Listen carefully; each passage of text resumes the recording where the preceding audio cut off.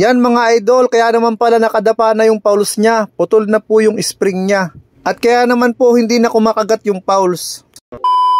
At what's up po sa inyo mga kalodi cakes. After ko nga pong magbukas ng tindahan ay gagawin ko na po itong aking project ngayon. Kaya naman mga idol, isinuot ko na po yung aking gloves para maumpisahan na po natin yung aking gagawin. Pero bago po pala yun mga idol ay may dumating pang customer kasi po magpapakabit po ng headset. So ito na po yun mga idol at naikabitan na po natin ng headset yung bike po ng customer. Ngayon po ay babalikan po natin itong project po natin ngayon. So ayan po yung gagawin natin mga idol. So ayan po yung aalamin natin mga idol kung ano po ba ang naging dahilan kung bakit hindi po kumakagat yung Pauls at ayan naman po yung ating aayusin. So yan mga idol, tinanggal ko na po yung cassette type po na sprocket. Medyo marumi na rin po yung sprocket at ayan po ay isasama natin sa ating lilinisin. At ayan po mga idol, yung pre-hub shell nya medyo makalawang ng konti. Maaari po sigurong na-stuck ito ng matagal kaya po nagkaganito itong hub shell nya. At ayan po mga idol, wag na po natin patagalin, imekos-mekos na po natin yan.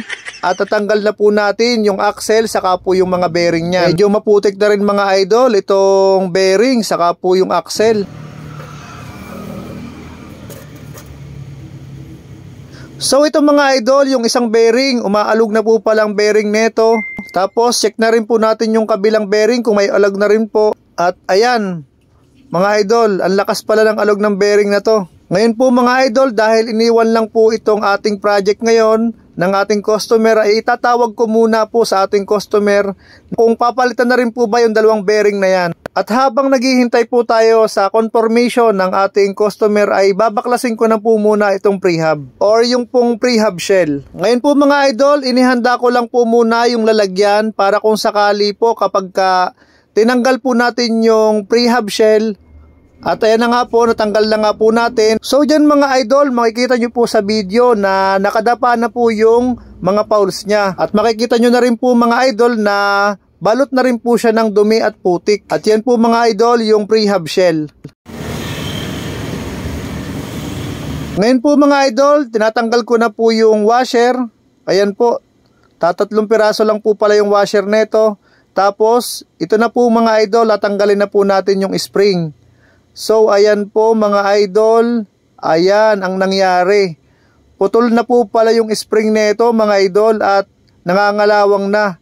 Kaya po pala wala nang kagat yung mga Pauls nito. So ayan mga idol, tinanggal ko na rin po yung prehab body para po malinisan natin yang na maayos.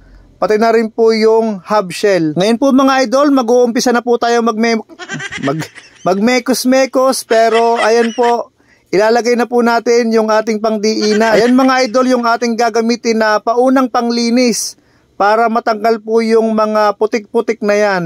So ito na mga lods, yung dalawang bearing. Bali, nag-reply na po yung ating customer at pumayag na po siya na palitan po natin yung dalawang bearing na yan. At ayan mga idol, minemekos-mekos na po natin yung sprocket at grabe ka putik mga idol. At yan na po mga idol, natapos na po nating linisan. So yun mga idol, ang gagawin naman po natin ay linisan po natin ng malinis sa tubig saka po itong degreaser. So ayun mga lods, maputik pa rin po. At talaga namang mga idol, nilinis nating mabuti. Tanggal talaga lahat ng mga putik na yan. Hindi po ako nagmumura mga idol ha. Ayan na po mga idol yung hub shell. Nalinisan na rin po natin. At ayan na po mga idol, andito na po tayo sa exciting part at maglalagay na po tayo ng grasa. Bali, ang gagamitin po natin grasa dyan ay Kobe na high temp grease. Ngayon po mga lods ay ilalagay na po natin yung prehab body sa may hub shell nya. Kapag ilalagay lang po natin dito ay clockwise lang po ang paghigpit po neto. At syempre mga idol, bago ko po yan nilagay ay nilagyan ko muna po ng grasa yan para mas matibay po at mas matagal ang buhay. Ngayon po mga idol ay hihigpitan na po natin. Gumamit lang po tayo mga idol ng 12 na allen para mahigpitan po natin yung prehab body. Ngayon po mga lods, dahil nga po putol na po yung spring nitong stock ng hub na ito, ay gagamitin na po natin yung ipinagbabawal po natin na technique. Ayan po yung spring na gagamitin natin. Ngayon po mga idol, nagputol lang po ako dyan at ayan na po yung ilalagay natin. Ngayon mga lods, maglalagay lang po tayo ng konting grasa para smooth na smooth ang laro ng mga Pauls niyan. At yan mga idol, makikita nyo po na tayong-tayo talaga ang mga Pauls. Ngayon mga idol, ilalagay naman po natin yung maliliit na bearing at lalagyan po muna natin ng grasa. So ayan mga idol, ang bilis. Nailagay na po natin o nandyan na po sa video. Nailagay na po natin yung maliliit na bearing. Ngayon mga idol, ang isusunod naman po natin ay itong pre-hub shell. Lalagyan lang po uli natin ng grasa para mas matagal po yung maintenance niyan.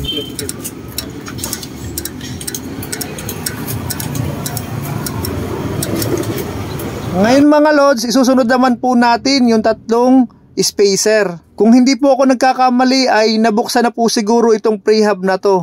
Kasi ang alam ko po dapat yata ito ay 4 na spacer. Ngayon po mga idol, inilagay ko po yung tatlong spacer tapos inilagay ko na rin po yung mga bearing. Ngayon mga idol, ilalagay naman po natin yung kopa. So ngayon mga idol, nahigpitan na po natin yung kopa. Inaalog-alog ko lang po kaso may alog ng kaunti.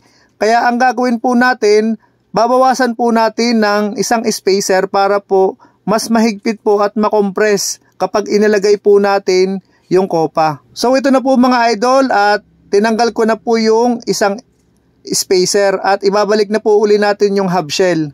So ngayon mga idol, ito na po. Ibabalik naman natin mga idol ngayon yung kopa. So ito na mga lods, nilagay na po natin yung cap o yung kopa. Nahigpitan na rin po natin yan. Ngayon po mga lods, hindi na po siya umaalog at ang ganda ng ikot niya. Kaya okay na po ito. Dito kasi mga idol, sa shop po namin kung ano po yung pinakamagandang paraan, ayun po yung gagawin natin. Ngayon mga idol, ito na po, ang ganda na po ng ikot niya at swabing-swabe na. Ngayon naman po mga idol, ito naman po yung dalawang bearing na ipapalit po natin. Bagaman bago po yan, ay lalagyan pa rin po natin yan ng bagong grasa para mas matagal pa rin po yung maintenance niyan. So ito na po mga idol, nailagay na po natin.